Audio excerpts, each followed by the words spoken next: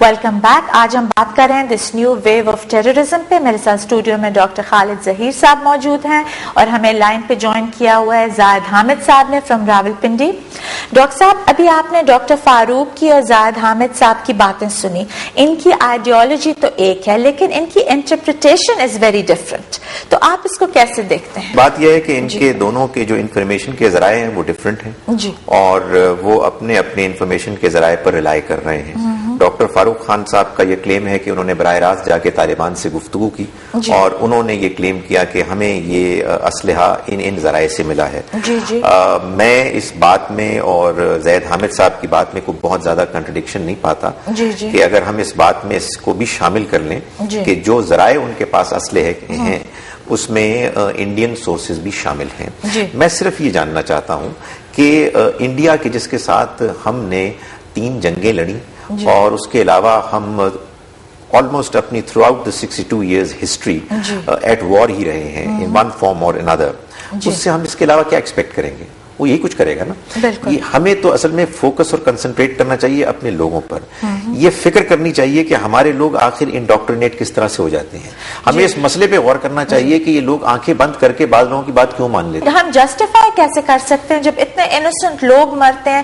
And even جو مطلب راولپنڈی کے اندر دھماکہ ہوا تو وہ جو ہمارے آفیسرز اور جوانز تھے وہ بھی آخر نماز پڑھنے گئے تھے نا. تو ان کی آئیڈیالوجی ہم سب کی آئیڈیالوجی سے ڈفرنٹ تو نہیں. میں آپ بتاؤں جو تو راولپنڈی میں معاملہ ہوا اس میں تو یہ صاف معلوم ہوتا ہے کہ انہوں نے یہ طے کیا کہ پاکستان فوج ہم سے لڑ رہی ہے, یہ امریکہ کے پٹھو ہیں, چنانچہ یہ بھی امریکنوں ہی کی طرح ہیں اور یہ بھی ان کی صف میں شامل ہیں and therefore they are a legitimate target. آپ کی ریلیجس نالج سے آپ سمجھتے ہیں کہ یہ کلیم جسٹیفائبل ہے کہ ان کے بچوں کو بھی آپ یہی تو رونا ہے کہ وہ ریلیجس نالج اور آئیڈیالوجی وہ لوگ سیکھتے کہاں سے ہیں؟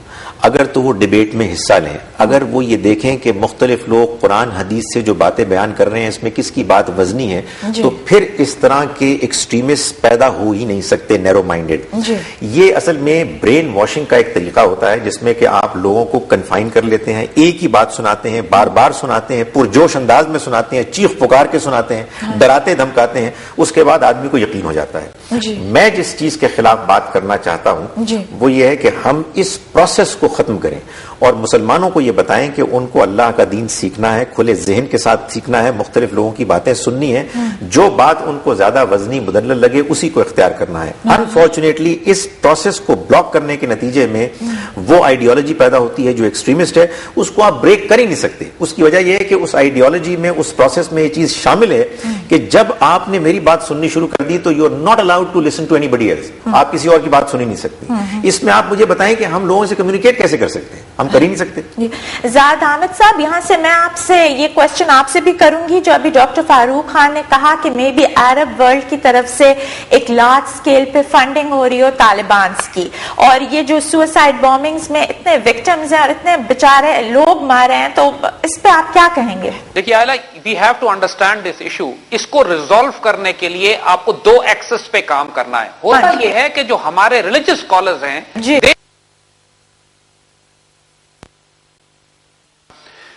لیکن اس کا ایشو ایک جیو پولیٹیکل بھی ہے.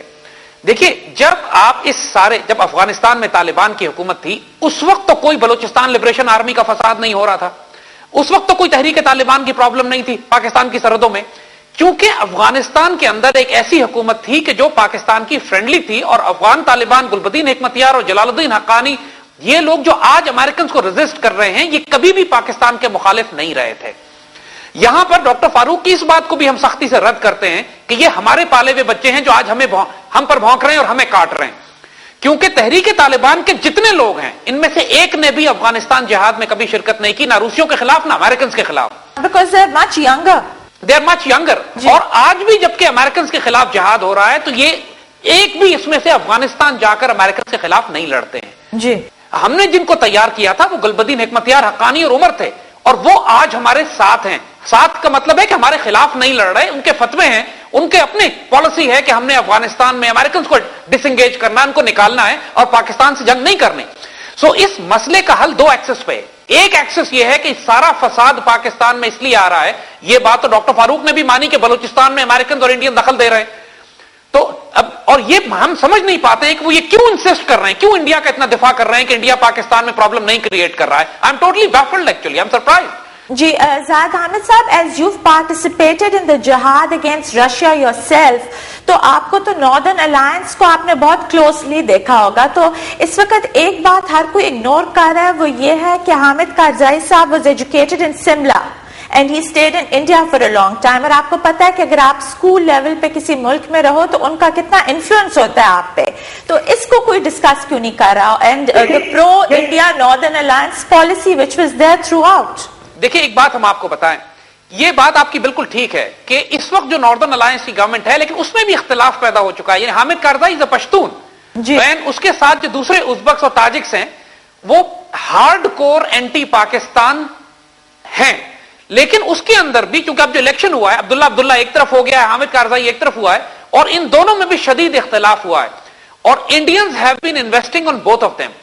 لیکن بات یہ ہے کہ پاکستان بحیثیت ایک انڈیپینڈنٹ اسلامک نیوکلیر پاور کے, ہم افغانستان میں بھی پاور بروکر بن سکتے ہیں, اور یہ ہم کو ڈیفینیٹلی سولوشن پیش کرنا ہے کہ دیکھیے اس امریکن پریزنس کی وجہ سے افغانستان میں جو شدید لڑائی اور جنگ ہو رہی ہے, جو امریکنز افغانستان کو 4 بلاکس میں توڑنا چاہتے ہیں, ازبک بلاک, تاجک بلاک اور 2 پشتون بلاک, تو اس کا سارا اثر, ان کی افغانستان میں ان کی موجودگی کا سارا اثر پاکستان پر آ رہا ہے. تو پاکستان کا ڈائریکٹ سٹیک ہے کہ ہم اس مسئلے کو جیو پولیٹیکل اور جیو ملٹری پلین پر افغانستان میں حل کریں جا کے.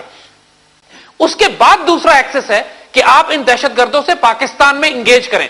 یعنی اس وقت کیفیت یہ ہے کہ فرنٹیئر میں کم از کم ان کے پاس 150 کے قریب پوٹینشیل بچے آرمی نے گرفتار کیے ہیں کہ جو 12, 14, 13 سال کی عمروں کے ہیں, جو سوسائڈ بامر بننے جا رہے تھے, اور آرمی کے سکولز میں, آرمی کے ایک سینٹرز میں ان کو ڈی موٹیویٹ کیا جا رہا ہے, ان سے بات کی جا رہی ہے, ان کو ڈس انگیج, ان کو سمجھایا جا رہا ہے کہ اصل اسلام کیا تھا اور تمہیں کیا بتایا جا رہا ہے. تو یہ تو ایک پازیٹیو ایفرٹ ہے جو بچوں پہ آپ کر سکتے ہیں. لیکن جو ان کے بڑے ہیں, ملا فضل اللہ ہے, حکیم اللہ محسود ہے, ان لوگوں نے اتنے قتل کر دیے ہیں اور اتنا فساد برپا کر دیا ہے کہ وہ اتنے آگے جا چکے ہیں کہ ان ابلیسوں کا صرف سر کاٹا جا سکتا ہے, ان سے بات نہیں کی جا سکتی. نہیں, ان کی تو اب سروائیول کی وار ہے. یہاں پہ ڈاکٹر صاحب میں آپ سے یہ پوچھوں گی کہ ان کے لیے تو اب سروائیول بھی بہت امپورٹنٹ ہے, بیکاز اس طرح تو وہ ٹوٹلی ایریڈیکیٹ ہو جائیں گے. سو دس از اے بگ گیم جس میں اتنی زیادہ money is involved, their personal survival is involved. اس کو اگر ہمارے تمام ریلیجس اسکالرز اکٹھے ہو جائیں, ڈو یو تھنک یہ کاؤنٹر ہو سکتا ہے ٹو سم ایکسٹینٹ, بیکاز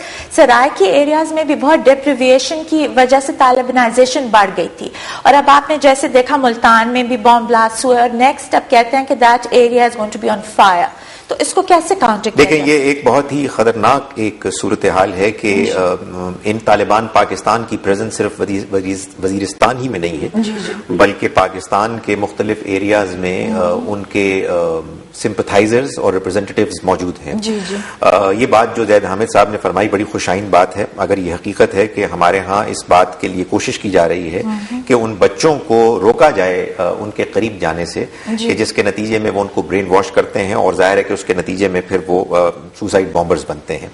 لیکن وہ لوگ کہ جو آلریڈی انڈاکٹرینیٹڈ ہیں, جنہوں نے کہ جنگ میں اتنے زیادہ مظالم کر لیے ہیں کہ اب شاید ان کی واپسی کا کوئی امکان نہیں ہے, تو I absolutely agree with the idea کہ ان کے ساتھ جنگ کر کے ان کو ختم کرنے کے علاوہ انفارچونیٹلی کوئی اور چارہ نہیں ہے. جی, یہاں پہ ہم گفتگو کا سلسلہ جاری رکھیں گے, لیکن ایک بریک کے بعد ہمارے ساتھ رہیں.